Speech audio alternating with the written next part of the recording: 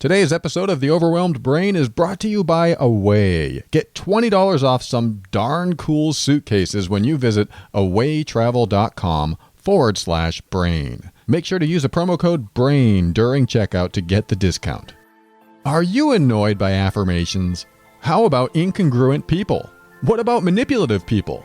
How about the people who blame all their problems on others and then wait for the world to change so that their lives will improve? Or those people that expect so much from you that you feel completely exhausted and they still want more? What about people Hey, what about me? What about you? I come on the air every week and tell people to think positively so that the kind of people you're talking about don't bring you down. You're right. The people who are always telling us to think positively can be annoying too. Right. Wait, that's not what I meant. Well, I gotta go. See ya. Wait, I'm not done with my segment. Sorry, when the audio fades like this, there's nothing I can do. But If affirmations feel like lies and positive thinking feels like denial, then get ready to start creating the life you've always wanted now.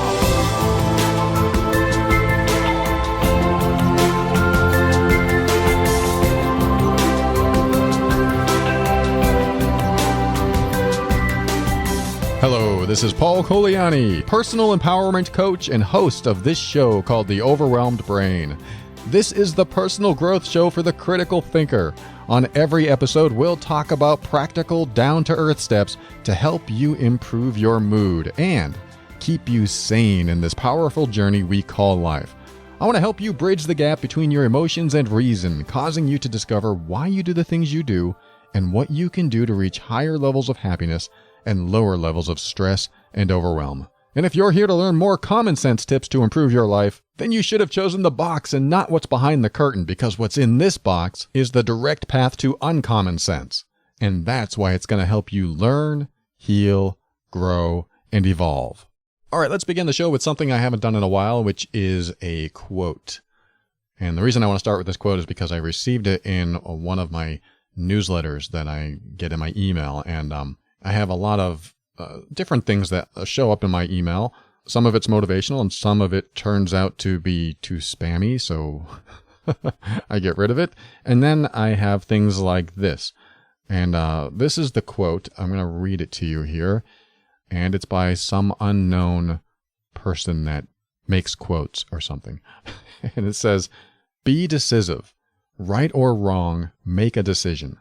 The road of life is paved with flat squirrels who couldn't make a decision." Now, besides the awful picture that puts in your mind, which I apologize for, there's a strong message here. A very strong message. It's something that I talked about on another episode about make a decision, whether it's the right thing to do or the wrong thing to do. Because if you're stuck in the middle and you don't make any decision, guess what happens? I call it stagnation. This quote calls it flat squirrel. I'm not very fond of that, but getting that image in your head when you're stuck in between a decision, what am I supposed to do here? What should I do here? Should I go this way? And what if this happens if I go that way? Or should I do this thing instead? And what would happen if I do that thing instead? These are common and rational thoughts that you should have. You should have the thought of, well, should I do this or shouldn't I? Should I say this to this person or shouldn't I? Should I quit my job? Should I get married? Should I get divorced? Should I, whatever. All these decisions that come up in our life. What do? What's the next step? What's the right step? I get that question a lot. What's my next right step? I don't know what step to take next. And my suggestion is to always take a step, not stay where you are. Just take a step and see what happens. Now, this doesn't work in every single scenario. You don't walk around on top of a building on the edge and go, I wonder if I should decide to walk closer to the edge and see what happens, or get back closer to the center of the building. You just don't make those kinds of decisions because there's permanence involved. But I think what happens to a lot of us is that we think that every decision that we make is going to be permanent. And it's not like that most of the time. And permanence in the sense that, for example, and I'm going to read a message later on the Ask Paul segment that has something to do with this. The example is you're not sure if you should leave your relationship because it's permanent. Once I do it, there's no going back. Well, who says that? I mean, not in the sense that whether you say it or not, but where do you get that information? Who tells you that it's permanent? Who tells you that leaving a relationship is permanent? It doesn't even make sense, really. You think, oh, if I leave this relationship, that's it. It's over. No more happiness. No more time with them. And, time with them might be true. You may not have any more time with them, or you might. We instill this sense of permanence in our minds, and then it stops us from making a decision. It's just like a story I've told once where when I was looking for work, going through the online job ads and thinking, like, what would it be like to work there? Oh, but if I work there, they're going to make me do this, and I won't be able to get out of this job if I start it. It's that sense of permanence I feel like. If I start a job, I won't be able to leave it if I don't like it. So better not work. That's not my actual thought process, but that's what happens when we're thinking of making a decision, and is it going to be the right decision? Well, if I make this decision, is it the right one? Will it be permanent? And we procrastinate and we scare ourselves to the point where we don't decide anything. Should I do this? Should I do that? Should I take that job? Well, I don't want to make phone calls, and once I take it, even though I need the money, I won't be able to get out of it. And a lot of times it's just not true. Again, if it's a life or death decision, then you have to be careful what you decide. But if it's a decision that all of us have to make at one time or another, should I get into this relationship? Should I not? Should I take this job? Should I not? Should I take a loan out or not? Should I, go bankrupt or not? Or even the simple decisions. Should I buy the teeth whitening toothpaste or not? Or should I go to the park and play frisbee, or should I stay home and watch TV? Oh, these major life decisions. I don't think I can make them. Well, the idea is to not be a flat squirrel and just make a decision. Reminds me when I was married, my wife and her mom would be like, "Where do you want to go to dinner?" "I don't know. Where do you want to go?" "I don't know. Anything's fine with me." "Well, what do you want?" And it would go back and forth, back and forth. And then they would ask me and I would say something immediately. I'd be like, I didn't want to get stuck in that loop, the endless loop of back and forth. And I would just say the name of a restaurant. I'd be like, the hamburger joint down the street. And then they would go, I don't know if I want hamburgers. And then I would say, but you asked. Well, that's what I want. What do you want? And then the cycle would continue again. But at least I said my part and I was ready. I made the decision. But it used to drive me crazy because I see this back and forth. What do you want? I don't know. What do you want?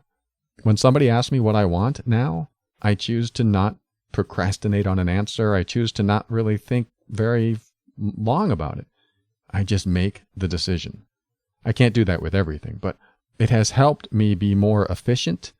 It has grown my confidence in my decisions, because as you make more decisions, right or wrong, your ability to make decisions strengthens. You grow confidence in yourself. It's like, I'm going to make a decision, damn it. That's what I want you to get to, is to get to a place where you go, if you're not already there, get to the place of, I don't care if I'm right or wrong, I'm going to make this decision and make it happen. Again, major life events are different, and you're going to have to consider the options and the consequences and things like that, but don't spend too long on them. I know people that, especially in relationships, where they're in a relationship and they're thinking about, well, maybe I should leave, or maybe we can go to therapy, and they're stuck. And I'm not making fun of them because I've been there. They're stuck. They don't know what to do. Maybe he'll change and things will get better, and that causes them to procrastinate even longer on their decision. Or maybe she'll change. Maybe she'll stop smoking and I'll be happy. Or maybe she'll change that habit and I'll be happy again. Or maybe she'll stop flirting with other guys or girls or whatever, and I'll be happier. Or maybe he'll stop drinking so late, or whatever, quote, problems or challenges that you have in a relationship that you might be in, intimate or family or friendships, it doesn't matter, is that when we look to others and we think that, let's wait for them to change, and then I can make a decision. That's a problem. You become that flat squirrel. You get into a stagnant state. It's the dog that's chained to a stake in the middle of the yard that just goes around and around and around, and you see this path starting to form and this rut being created, and then soon he's built a moat for himself, and nobody can get past this moat. That's what happens, is we get in indecision. That now the dog has no choice because he's chained to a stake, but I think that's where we put ourselves sometimes. We think we're chained to the stake, and most of the time, or much of the time, we're not. When I was looking for work and I saw job prospects, I used to think I was going to be chained to that stake. That once I get in that job, there's no getting out. There's no leaving. Now I'm committed forever. Because I've been such a loyal, dedicated, hard-working person that I think that that's who I need to be. I need to stay dedicated, even if I don't like it. And that's not empowering. That's disempowering or unempowering. So we want to get out of that state of mind, that nothing is really permanent, although we want some things to be permanent. We want it. It doesn't always happen. Much of the time it does not. But we have to remember that when we have trouble making a decision, that nothing has to be permanent. Oh, if I leave this person, we'll never see each other again, and I'll never experience happiness again. No, that's not permanent. And you can't even predict the future to say that's true. It's possible that you will meet up again in the future as new people, as healthier people, and get together and everything will be great. Or it's possible that you'll meet someone even better. And we don't think of the better. We only think of what we're losing. We don't think of what we're gaining. There's always something to gain. Even when you leave the best thing in your life, there's still something to gain. Because you learn from, quote, the best thing in your life, and then you move on to something better, because now you have new standards and a new way of looking at things, new perceptions, and you have different criteria than you had before. So you abide by your new standards and you get something better than you had before. And I'm talking about anything. Job, relationship, more money, more stuff, more everything. We're always after more. Or something better. Maybe we're not always after more, just something better. Or you can look at it the other way. Something that doesn't hurt me. Something that doesn't make me miserable. So my advice is to not be the flat squirrel, not to put yourself in stagnation by being indecisive. Make a decision. Take a step. Take a leap of faith. Because by doing so, you're going to strengthen a foundation in you that will absolutely help you out in the future. And you'll also gain a certain amount of admiration. Not that I'm promoting egoistic admiration, but in a sense, somebody will look at you and go, wow, you really know how to make a decision for yourself. You really know how to stand up and take charge, or you're really efficient. I mean, they're going to notice this quality about you. So you may not be interested in people admiring you or anything like that. But when people look at you and realize that you're just that congruent, like, I think, therefore it is, I think, therefore I'm going to decide, then people start trusting you more. You become trustworthy in their eyes. Like, wow, you just say what's on your mind. They like that. People like that. Not everyone likes it.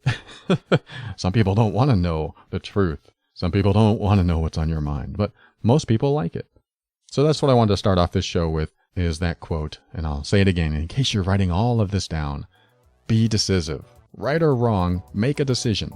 The road of life is paved with flat squirrels who couldn't make a decision. By author unknown. Be right back with the Ask Paul segment in a minute.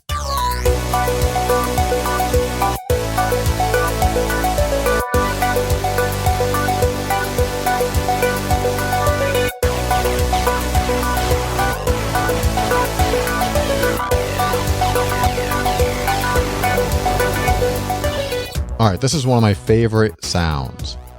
Are you ready? That was me opening up my strong, lightweight, impact-resistant away suitcase. And when I hear that noise, it usually means the beginning of a vacation or something cool. You know how you get to your hotel room after a long flight and the first thing you do is get all those clothes out of your suitcase and onto the hangers? Well, you do that, right? Well, I do most of the time. I own one of the coolest suitcases I've ever seen. I got the carry-on by Away. This is not your typical carry-on. It's very light, you can overstuff it, and you can even plug your phone or tablet into it to charge. And one of the best features of all the Away luggage is that they cut out the middleman and don't provide their unique travel cases to retail stores. That means lower prices for you, and I know when you see one of these, you're gonna love it.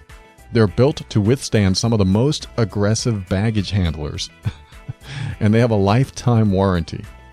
Do you even remember lifetime warranties? You just don't see those anymore.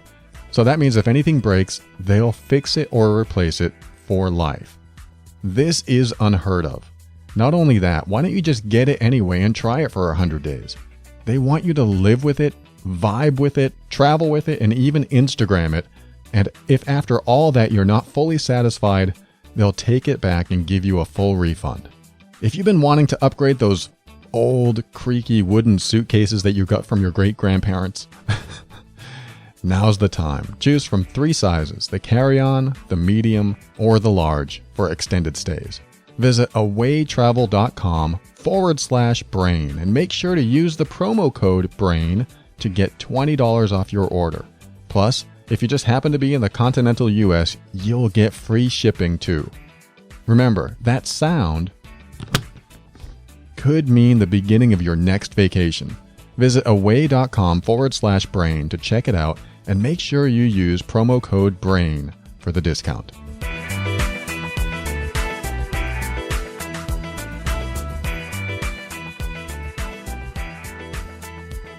Okay, welcome back. This is Ask Paul. This is where I read a listener email on the air, and I do my best to help them out through a challenge or two that they're going through. And I tell you what, this week, we have a doozy. There's a lot going on in this email, and I had to condense some of it. It was really long, but I didn't condense too much because I want you to hear the whole thing. And as I read this, I want you to think of what you would tell this person as I'm reading it. And unfortunately, I get these emails and it takes me a month or two to get to the point where I can actually read them on the air. And there's a big queue that I have. So I have to go through this queue. And then when I finally get to these letters, sometimes too much time has passed where they have something going on and it's too late for me to address it. Something's already happened. Now, this isn't always a bad thing. It's sort of like when I used to answer phones and tech support a long time ago. People would call me up and they would say, I have this problem and I've had it for weeks and I can't fix it. And I'd be like, okay, let me check on things. I'll be right back. And I would put it on hold. And, half the time I come back from hold, they said, I figured it out. I can't believe it. just for this minute, I figured it out. I did something differently and now my life is better. And I would be like, great. And then I would say goodbye and everything would be great. So half the time you do things on your own and it works. But sometimes you just need a little impetus to make it happen. A little fire under your butt in some way. Like, I'm going to call tech support and get this taken care of. But because you had that thought, you probably have new thoughts as well. For example, some people write to me and then I'll write back like a month or two later and say, is this situation still the same? Because I'd like to address it on the air. And then they'll write back and say, oh, I left that person already and now I'm with this new person and we're wonderful. Or they'll say something else like, oh yeah, that's changed and now I have this new problem. And then the other half of the time I'll get, oh no, things are still the same. In fact, they're worse. So I feel bad that I can't address things right away. I just have, too many emails that come in at the same time, but I still get to every single one of them. So I pre-framed what I'm about to read here because this has kind of an expiration date of the end of September. And right now we're a week away from the end of September as you hear this, probably less than a week. Or if you listen later, it's already beyond September 2016, and you're wondering, I wonder what happened. And hopefully in a future episode, I'll talk about what happened. But I want to read this anyway, if I'm too late or not, because this might affect someone listening. This might affect you.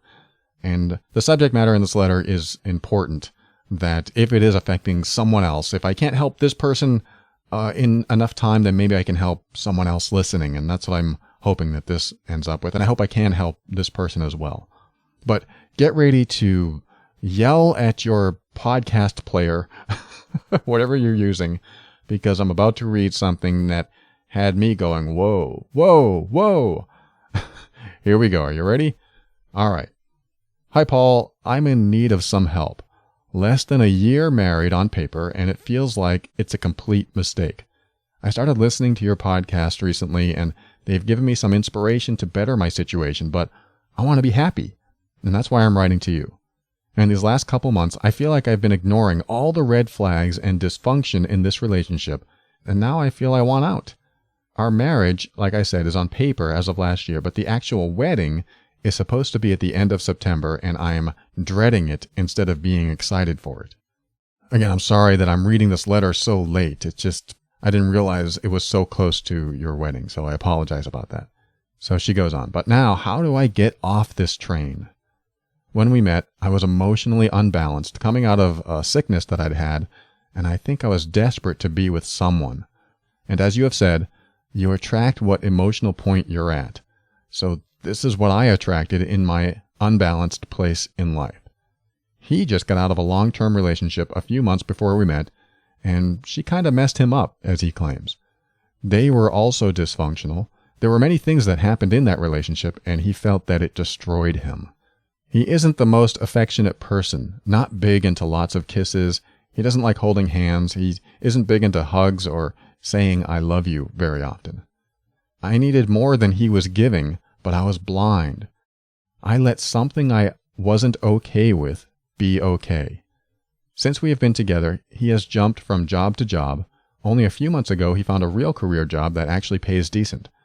From the beginning, I'm embarrassed to say that I have supported him financially. There's never a month that I didn't have to pay most of rent, groceries, paying for trips, and even some of his bills. Red flag, I know. But I thought I was in love, and I was doing this because I loved him, and I was doing it out of kindness and generosity. There was a period of time that he was on disability and wasn't allowed to work, which put us under additional financial stress. Another part that is tough is that I'm not sure why I let slide that he was a smoker. I hate smoke. From listening to your podcasts, I did not honor my boundaries with so many things with him, and especially with the smoking. All right, so this letter's going to go on, and I'm going to continue reading it. And if you haven't yelled at your podcast player yet, get ready. And I mean this out of respect, because I know that the person who wrote this is in a tough situation. If this hasn't changed, it is a tough situation, and I'm going to address it right after I read it. So I don't mean to joke and make fun of this, because I take it very seriously. So here we go, part 2. From listening to your podcasts, I did not honor my boundaries with so many things with him, and especially with the smoking. I asked him to stop smoking when I'm in the car with him, but he has never really bothered to. I literally have to argue with him to just wait until we park so he can smoke. He's also a recovering drug addict and has been clean since I've known him, and is on a program, which is another thing that I had to help pay for monthly for his appointments and or medicine. He also drinks every day. It's a few drinks, not getting wasted or drunk daily, but it still bugs me, the daily drinks. He has an addictive personality and also has a bit of an anger control problem. He hasn't hit me, but maybe you can call it emotional abuse. I have been taking this over the years, but not realizing it. He has punched walls and furniture and thrown things, and he yells when he's angry. It is sometimes a bit frightening. It felt like sometimes I was walking on eggshells. He gets triggered easily, and he gets upset, and he can't be reasoned with. Many times in the past, he has said that if he wasn't with me, he would probably have ended up dead or in jail, since he may not have stayed on the program or stayed clean, I guess. I hate that he used that against me, and I stayed this long. But now he says he can't see himself with anyone else, and he doesn't know what he'd do without me. It feels trapping, and it sucks. At this point, I feel burnt out. I've supported him financially, emotionally, and as a caretaker. I've even hit the point that I don't want to have sex with him. It feels like another thing that I have to do for him. We've had many arguments about a few things, like why we haven't been intimate enough, or some of the crappy things that he's said in anger, like him making enough money that he can live on his own, or if he was any other guy that couldn't control himself, he would have beat me by now. He gets hurt so often, and I feel like a caretaker. I do feel trapped. He says he wouldn't know what to do without me. We've been arguing so much that I'm so burnt out and emotionally closed off that if things don't get better, I'm not sure what we have left with each other. I want us each to be happy, but right now we make each other miserable. I told him maybe if we can't be with each other, that we just have to walk away from this relationship. I think he almost lost it. He was freaking out that I would even consider separation because he doesn't believe in divorce, and he can't live without me. Or he would say, "What am I going to do without you?" Unfortunately, I reverted to my usual behavior and covered it up by saying, yes, we'll work on our relationship, and we can work past this. I didn't know what to do. I just said what he wanted to hear, not my truth. And it's been sitting like a pit in my stomach and causing me to have anxiety, stress, and high blood pressure that I've never really had in the past. After a few days, we revisited that conversation, and he said, "We have moved past this now, so let's move forward." He thinks it's just a bump in the road, and I can just move on like it's that easy. How can I move forward? I'm so drained, hurt, and broken at this point in time. So now I'm walking around holding in the truth and unhappy. Weirdly enough, after those conversations, he realized some of his mistakes and has now become affectionate, and he's trying, and he says he'll quit smoking and drinking less. But it feels fake. And now, sex, kissing, hugs, everything feels forced. All these years I was ignoring the red flags and my gut telling me to leave, but I've hit a wall now. I didn't honor my boundaries and let him take advantage of me. He has been taken care of and doesn't realize how I see things. Him trying so hard now feels too late. Is that a horrible thing to say? Is this relationship salvageable or beyond the point of return? I just want to be happy, but I don't know what to do. It's a bit embarrassing that we've been married on paper less than a year, and I want out. My job is the best part of my day. I want to cancel our wedding, but how do I do it? I started going to a therapist. Should I bring him along? Can we save this marriage when I feel like my heart isn't in it anymore? He says he wouldn't know what to do without me. How do I tell him my truth? Right now, he thinks that we're back on track, but inside, I'm grinding. Can I get back to loving him and feelings for him that I had in the beginning? It feels like I've woken up from a dream. I want to be happy and be in a good place with myself. But can that happen if I stay with him? These days, my head is swimming. I have a constant knot in my stomach. I know this is a long email, but I hope I can get some insight from you. Feel free to use this as a topic on your podcast if you would like. Just use a different name. Best regards, and here's your different name, Marcia. Okay, you can stop yelling at your podcast player or computer or tablet or phone because I'm going to talk now. What do I say to this? How do I respond to this? This is one of those letters where the first thing it reminds me of is something that my girlfriend's therapist, when she went to therapy a few years back, or quite a few years back, when she was married and she was considering leaving, just like Marcia is here. And the therapist asked my girlfriend, all right, if you were your best friend, what would you tell yourself? And she was talking about the marriage, staying or leaving, or what would you tell yourself about this guy, about staying or leaving? And my girlfriend said, well, I would tell myself to run. And when she heard herself say that, she had a realization that she was in the wrong relationship right then and there. I mean, she already knew it. She just couldn't take action on it. I mean, this is going to fit right in alignment with the last segment about making a decision, taking action before you become that flat squirrel. And when she heard herself say, run, I would tell her to run, she realized for the first time that, wow, I am in the wrong relationship. And she was. She was in a not a good situation at all. In fact, some of the points that you made, Marcia, in your letter were very similar to hers. And she stayed for years and years and years, even to the point where, I mean, when she was getting married, she was like, this is wrong. So I can definitely relate in the sense that I've heard this before. And not just from my girlfriend now, but from a lot of other people, where they're in a situation where there's red flag after red flag after red flag, yet you stay for some reason. And one of the things that you said over and over again was he is saying things to guilt you. Now, this is classic manipulation. This is classic. How can I pull at your heartstrings to get what I want from you? How can I use your own emotions against you to get what I want so that I'm happy, so that I'm satisfied? I'm poking at my chest right now as if I'm the jerk. How can I get from you what I want in my life, regardless of your happiness? Ah, here we go. I can make you feel guilty. And when I do that, you don't want to feel that feeling, so you'll give in. And you'll give in and end up with other feelings that you don't want. But for some reason, the guilt wins. The guilt wins, which means you stay, instead of the other feelings and physical symptoms.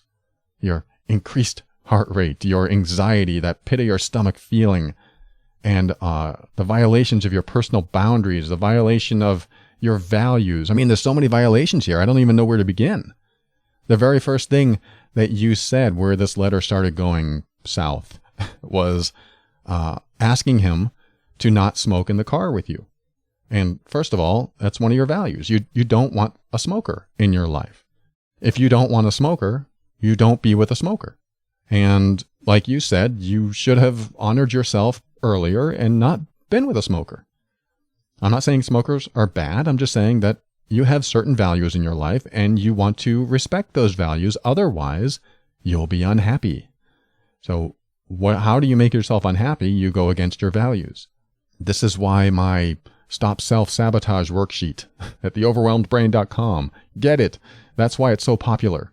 That's why people keep downloading it and learning what they value most so that they don't sabotage themselves later. One of your values is in relationships is I don't want a smoker. And it might be a high value. The higher the value, the more you abide by it and keep in integrity with it. As soon as you violate your own boundary, it's all downhill. And it's very rare that I will say, run myself, but this is one of those cases. You can't stay with this person. You can't. There's no reason to stay. There's nothing in your letter that says, I love him, or he does things for me that no one else can or does. He treats me like no one else does. He respects me. He supports my happiness. There's nothing in this letter that reflects that. And what you're doing is allowing guilt to override everything else. I think you need to place guilt at the bottom of your list and have everything else override it. You know, the physical symptoms that you're having in your stomach, in your head, in your body. I know you feel it all over the place. The violation of your boundaries. As soon as you violate your own boundaries, then the game is on. Anyone can do anything to you. You're just a pincushion or a punching bag. And that's what's happening. Your mention of emotional abuse, any type of abuse is unacceptable. You have to get away from someone who's emotionally abusing you. You have to get away from abuse at all possible. Let's see what else is in here. Let me scroll up. Anxiety. You have anxiety and stress and the high blood pressure. I mean, all this stuff has to override guilt. It has to. This is what I want you to do is put guilt at the very bottom. Because right now, guilt is overriding everything else. I mean, does this make sense? If you allow guilt to run your life, then you're always going to make decisions based on what other people want from you, instead of what you need to do for yourself, instead of what you deserve. You deserve better than this. I don't care if the wedding is tomorrow. you need to walk away from this any way you can. The idea here is not to take responsibility for his feelings. It's to take responsibility for your own. Regardless of his past, he's gotten as far as he's gotten to this point in life somehow before you and without you. He got through it. Here's another one, drinking every day. I'm not saying that's a problem. Some people can handle their alcoholic intake, and that's fine. But if he has former drug abuse or former alcoholism and he's still drinking every day, that's a big red flag. Let's see, what else? You don't enjoy the sex. It almost feels like it's something else that you have to do for him, which makes me wonder if you're doing it against your will. And that's bad.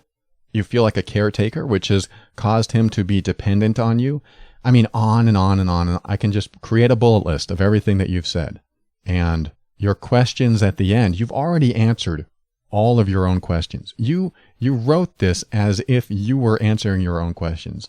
So the questions at the end of your letter, you already know the answer to. The only thing stopping you from making the decision is that you've placed guilt so high on your decision-making process. And what needs to usurp that is honoring yourself.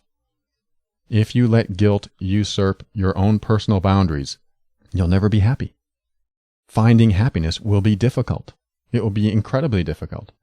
If you stay with a person you don't even like, you won't be happy. You asked, can I get back to loving him and feelings for him that I had in the beginning? Absolutely, there's a chance. But not if you stay together. I hate to tell you that because it's blunt, and I typically like to be tactful. But this is dangerous for you. This is very dangerous.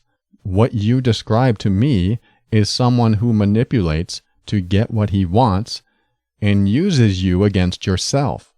You are a tool to reach his end.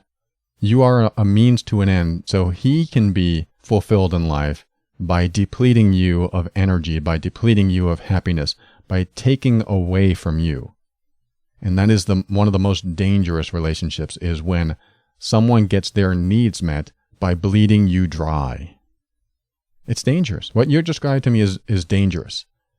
So the question is, do you put yourself in danger, or do you get out of danger? Forget the guilt. Forget what he says to manipulate you so you'll stick around. Do you put yourself in danger? This is what I want you to concentrate on. This is what I want you to focus on. Do you put yourself in danger by staying with someone who is dangerous, or do you get away from someone who is dangerous? Regardless of the consequences. Because what he does after you leave is his problem. His decision. The day you decide to feel guilty because someone says they're going to hurt themselves or do something they might regret is the day that you give up your power and you give up living happily. I mean, it's over for you. It's like you're dying. So do you feel like you want to take that on? Do you feel like you want to go through that? Or do you want to be happy? Someone who threatens you in the sense, because it is a threat, in the sense that where they say, I'm going to kill myself or I'm going to hurt myself if you leave me. I mean, the answer is that's your choice.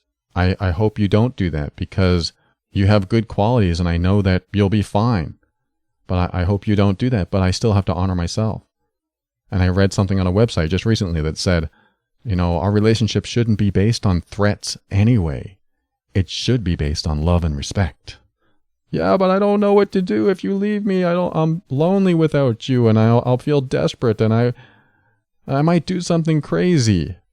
That is manipulation. That's emotional abuse. That is the way to hold your own compassion against you. It's a threat. Typically, it's an empty threat. Sometimes they come through with it. But what do you want for you? That's what you need to focus on. If you focus on the consequences of what might happen to him, you lose yourself. You lose your ability to be happy, to find your own power, to get out of bad situations. You need to find yourself again. Focus on yourself and do what's right, even if that means you're at the altar and you walk off. Because staying in something that's dangerous for you, even if everyone else wants you to get married and they're all part of it and everything's paid for. It doesn't matter. I know now there might be some people yelling at me saying, why are you telling her that if everything's paid for? Well, hopefully not, because you see the result of staying in a situation that is dangerous. And emotional abusers, well, they can get better, but not when they're with a person who allows the emotional abuse. It's the feedback mechanism. It creates dysfunction, feeds back dysfunction. If you allow emotional abuse, it continues. It's a cycle that perpetuates. Bad energy in, bad juju out, or something like that. You'll get in the future what you're getting now, only eventually you'll be so burnt out and so jaded after so much time that you'll just allow things to happen. It's the abused mind where it gets more and more tolerant of abuse. Because once you learn to accept it the first time, that personal boundary violation, it just gets worse and worse. You get more and more tolerant of it because you let yourself do it the first time. But, overall, this whole letter is not about looking back at your past and thinking about the mistake that you made and staying with someone who violated your personal boundaries. Forget all that. Look at today and go, is this relationship right for me? Am I more happy than I'm unhappy? And if both answers are no, then leave. Because your safety is most important. Your happiness is most important. And your power is most important. And you know what that is? Empowerment. You must stay empowered so that you can make decisions that are right for you. You have to make decisions that are right for you. Otherwise, you'll get beaten down. And if you don't believe what you just said in your email, then I'm going to brand it on your forehead right now. Now, I'm only going by what you said in the email. I only have one side of the story. But if all of this is true, you are in an abusive relationship. And this will not get better until you get out of it. So, do with that what you will. If you want my opinion, you want my insights, I'm giving you a direct command to take care of yourself. Focus on what you want for you, what you need to do for you, and make it happen. In my opinion, that means leaving. That means getting away from someone who is toxic to you. This has toxicity written all over it, which is why I believe that anyone listening, they're going to be yelling at the podcast. Why is she still with this guy? What is wrong with her? There's nothing wrong with you, by the way. You're perfectly fine because you realize these things. All you need to do now is not become a flat squirrel, to go forward, no matter what. Take some losses. You might lose some of your investment into the wedding planning. Somebody else might lose their investment. Family might lose their investment. But you save yourself. And this is what it's all about. Save yourself here. I hope this helps. I wish you the best. I'm so sorry I got to this letter so late in the game. I hope I caught it. I hope you were able to come to a place in yourself where you aren't motivated by guilt, but you are motivated by self-empowerment, by doing the right thing for both of you. I mean, really, separating is the right thing for both of you. Because without someone to be abused, there can't be an abuser. Put those pieces together in your mind. Connect those dots. And not everyone feels like they can stop abusing. So if there's nothing to abuse, maybe they can take time for self-reflection and realize what they're doing. I speak of this from not a former abuser myself, but a former judger.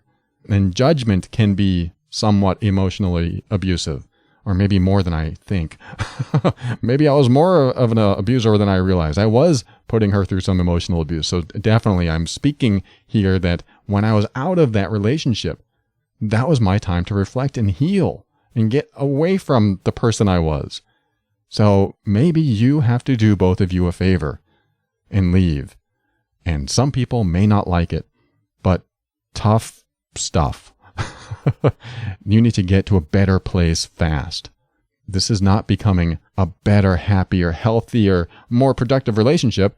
It's going downhill, and there's an avalanche. and you're running away from the avalanche that's close behind. Do the right thing for you. Keep your head on straight and keep your focus on what needs to happen in your life. Thank you so much for writing, Marcia. I appreciate you, and send me an update. I hope to hear good news. If everything's changed and now he's a wonderful person, well, I can't see that happening in this short a period of time. It can, but I think people need more time than that. So just let me know either way. Thanks again for writing, and we'll be right back.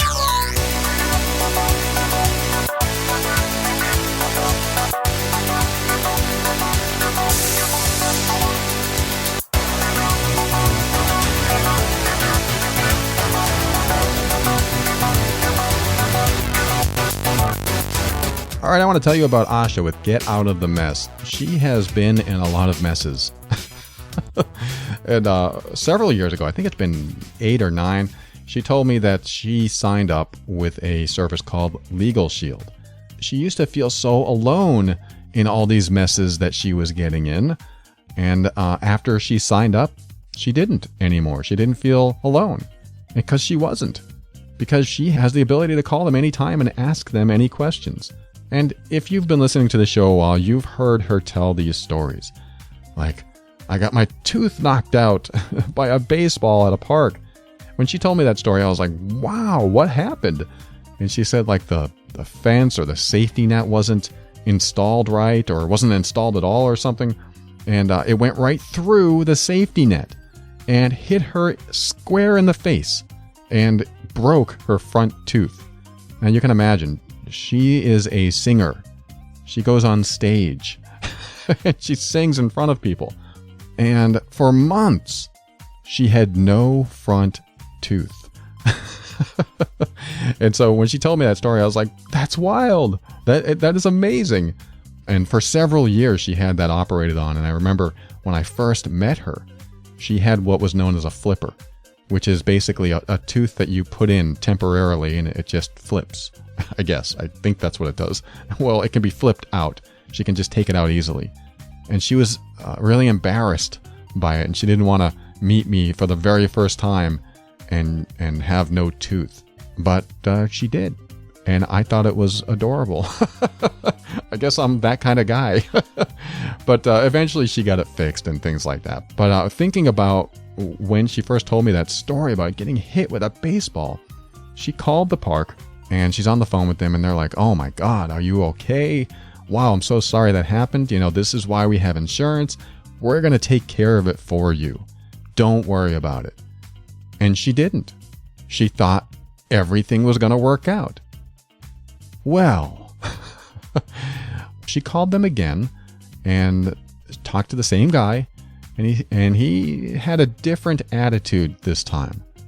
He was like, well, you know, we need to discuss this and we need to figure out, you know, exactly whose fault it was and things like that. And suddenly her heart started beating faster. She started sweating. I'm kind of making things up because I wasn't there, but I'm putting myself in her position going, what would happen to me? Like, what? Are you saying that you're not going to take care of it? You were so sure before. And she was going by their assurance that everything would be taken care of.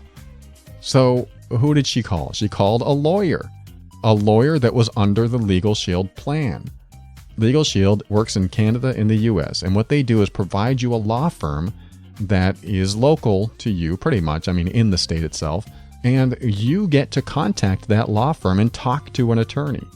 You know, you leave a message and they call you back, usually within 2 hours. But you're talking to an attorney that would normally charge, I don't know, what do they charge nowadays, $250 an hour? But you're only doing it for $20 a month. She was able to talk to an attorney and he told her exactly what she needed to do. Exactly. And the attorney was fantastic.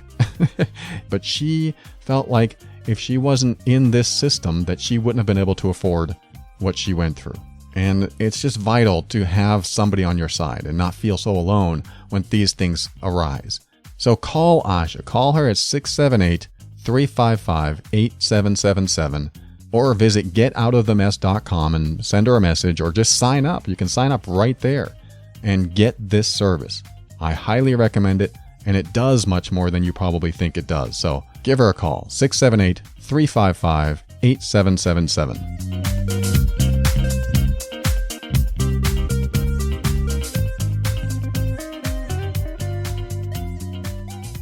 All right, before we end the show, I got a couple of things here. I want to thank Jess McC, Matthew S., and Annie Telekazani for their reviews in iTunes. It's so much better to see some good reviews after a couple one-star reviews. And one of the things about that, when somebody criticizes your work or criticizes you, is that there are always 10 times the number of people that will rally to support you when that happens. If somebody comes up and says, "You're so stupid," or "You don't know what you're doing," there's going to be 10 people that come up and say, "What? You're brilliant." I mean, why would they even say that? It happens all the time. It's just that we end up focusing on the bad. You know how it goes. You hear 100 great comments and one bad one, and you focus on that bad one. But sometimes it's nice to get one bad one to see all these other people come out of the woodwork and give you a good comment or compliment you in some way. It still doesn't feel good when it happens. I mean, somebody says something bad, but I look at the source and wonder, they don't have all the facts. They don't know what I go through. They don't have the whole story. And maybe they just like making people feel bad because it makes them feel good. I don't know. But thank you for those reviews in iTunes. And let me read you this one last email. It's going to be real quick. And she wants me to use her real name. This is rare. So Melanie, if you're listening, she writes, "Good afternoon, Paul. I'm so pleased that I came across your podcast. Having an incredibly overwhelmed brain over the last couple of years myself, I've become somewhat of a self-help junkie and in search for inner happiness and strength. I typed in the word overwhelmed in a search engine and then poof, it's though as you magically appeared, and I am grateful for that. Anxiety and panic has controlled me for years. Now in the 44th year and with lots of introspection, I have learned how to control it. What led me to your podcast was one of my discoveries. I'm a huge music lover, and for years, I have relied on music for motivation, distraction, etc. I related music to memories. Good ones, bad ones, sad ones, and happy ones. It seemed that while I was looking to distract myself from the bad and sad memories, that I was actually intensifying my anxiety. It was actually triggering me. So I decided to change my routine and habit. I searched the internet and discovered how and what podcasts were. And this is how I found you. So now I listen to your podcasts. Okay, sometimes I listen twice. And I feel uplifted and centered. Keep up the great work, Paul. You're doing a fabulous job and helping so many people. I'm excited for you and I can't wait to read your book. Take care, Melanie. Thank you, Melanie. Yay. Maybe I should put a clapping track here. So the reason I wanted to read that was to boost my own ego, although that does help.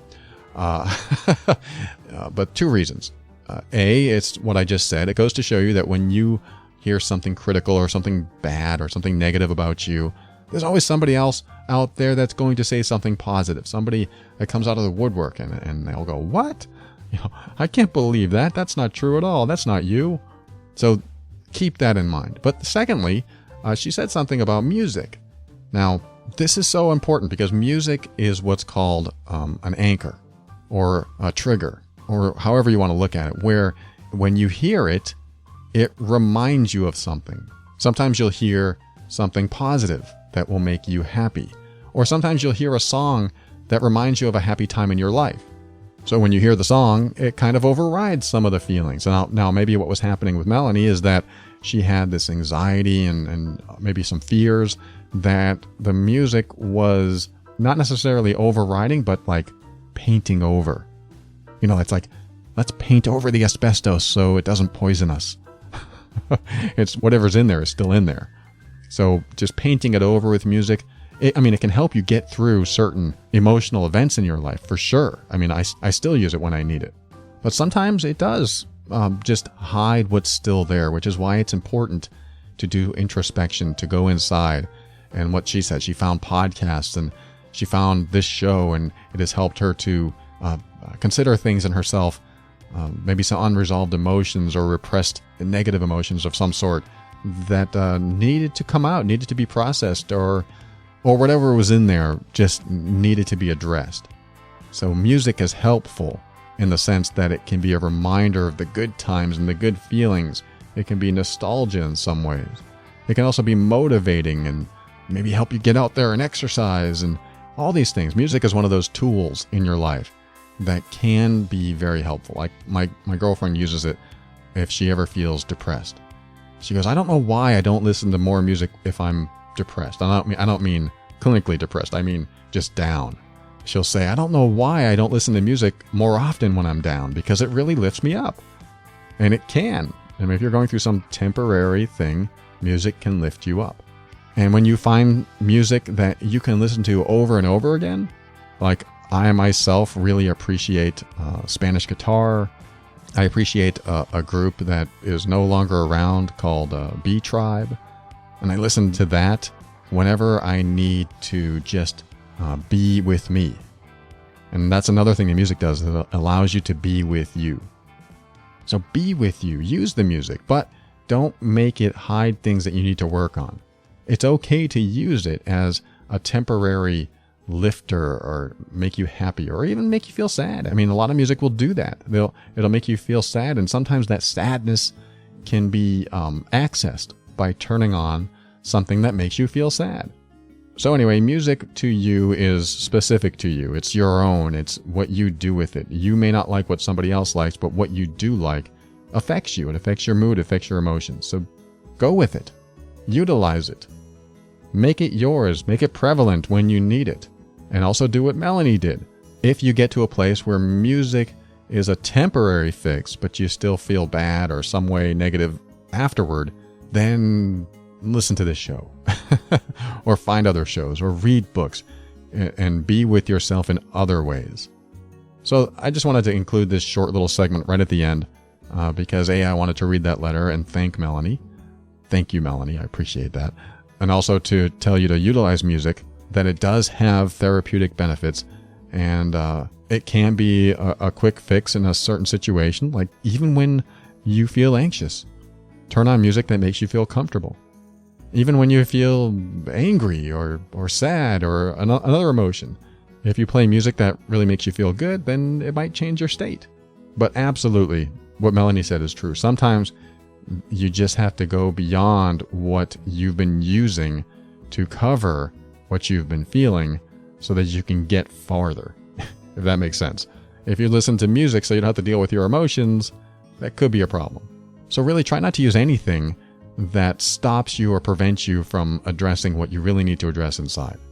But, sometimes you just can't handle it. Sometimes you just don't have the energy. You don't have the bandwidth left.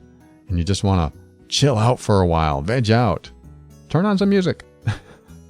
Play a game.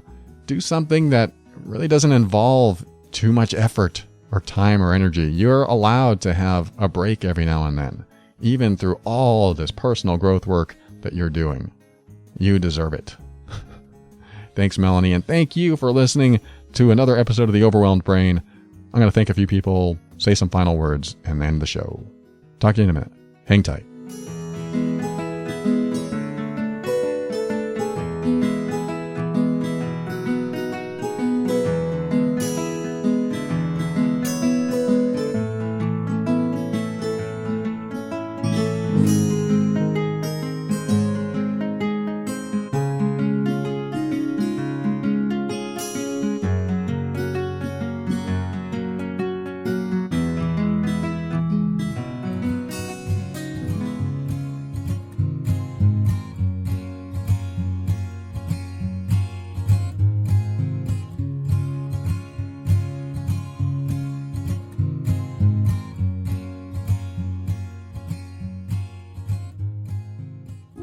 Thank you for listening to another episode of The Overwhelmed Brain.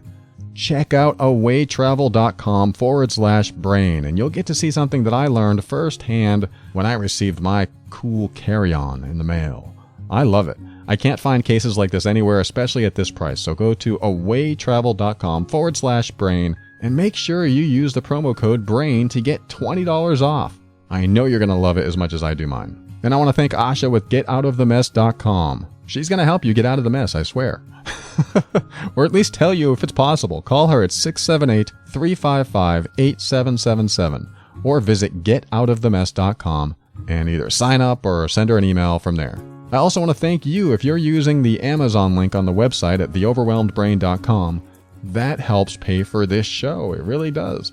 There's hosting, there's cost for the website, there's the cost for audio equipment, the technology. There's a lot of costs involved, and I could just keep listing on and on. So if you find value in this show and you want to help support it, use the Amazon link. Every time you shop, they send us a small percentage of everything you purchase, and it is absolutely helping.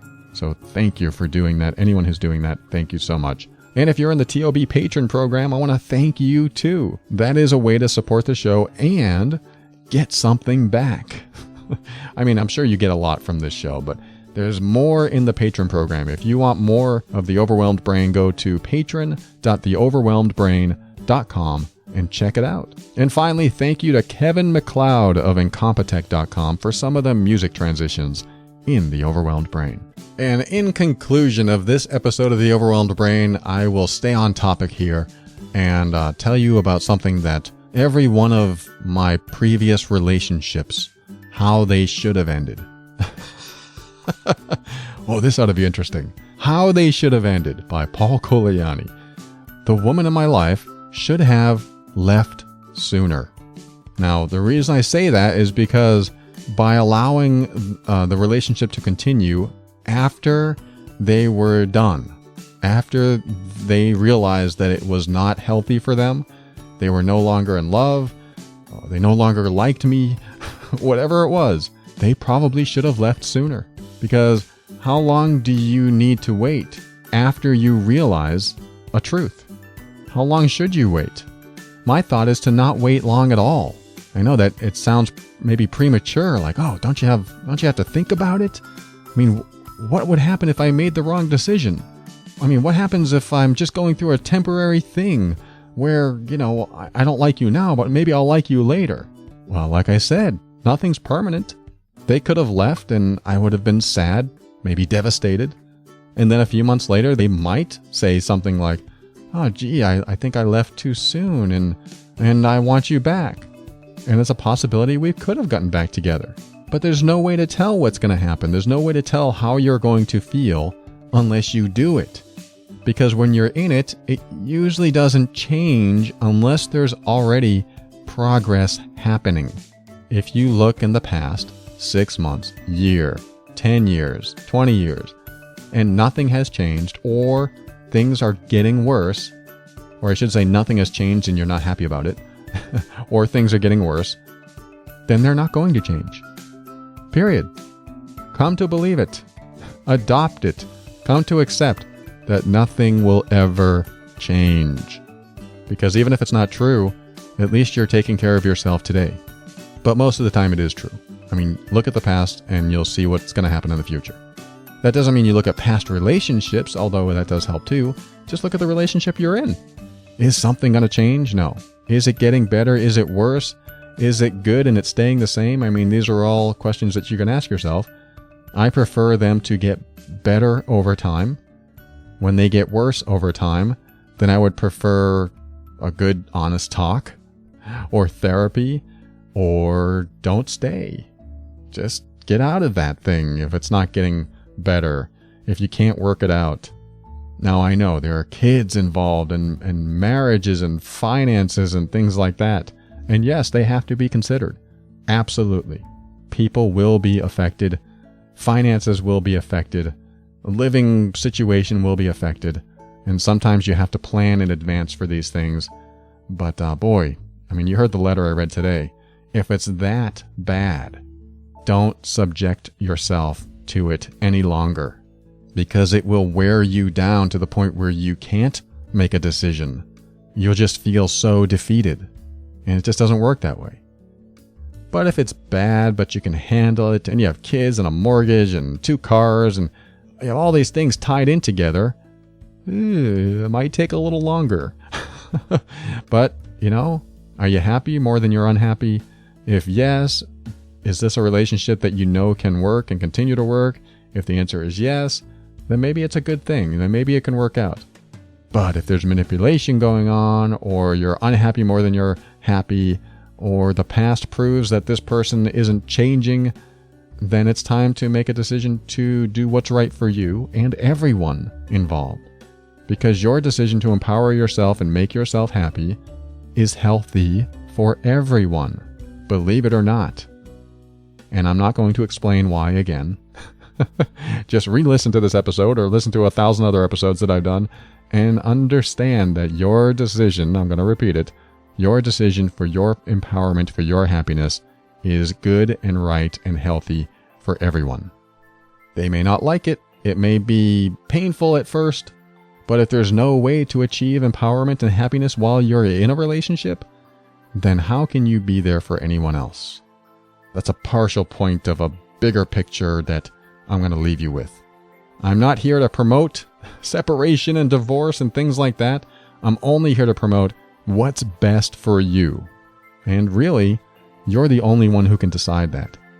But don't get to a place where you feel so defeated that you can't even decide that.